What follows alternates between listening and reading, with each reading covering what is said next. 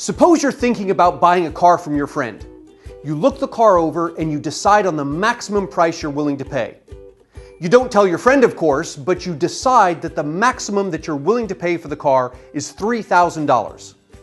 Your friend, on the other hand, doesn't tell you, but he knows that the minimum price he's willing to accept for the car is $2,000. Suppose you offer your friend $2,700 for the car. You have paid $300 less than the maximum you're willing to pay. We say that you have a consumer surplus of $300.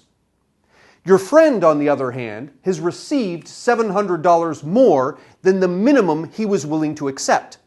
We say that he has a producer surplus of $700. Consumer surplus is an extra amount of money that consumers were willing to pay but did not have to pay. Producer surplus is an extra amount of money that producers receive beyond the minimum required to entice them to sell the product in the first place. Keep in mind that the surplus that we're discussing here is not the same as the surplus we discuss when we talk about surplus, shortage, and equilibrium. We'll talk about those in another video. Producer surplus is not the same as profit, but it is proportional to profit.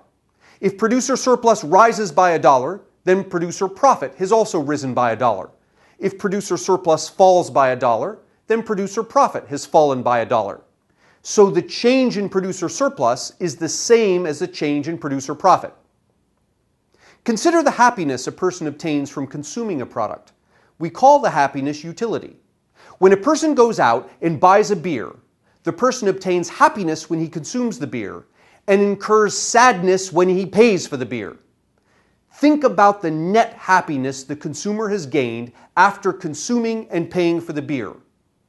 The dollar value of that net happiness to the person is the person's consumer surplus. When a consumer freely hands his money over to a producer in exchange for a product, and the producer freely hands the product over to the consumer in exchange for the consumer's money, both the consumer and the producer walk away better off. Consumer and producer surpluses are a formal measure of by how much they are better off. We call the total amount by which consumers and producers are both better off market surplus. Economists use surplus analysis to measure by how much people are better off after an exchange.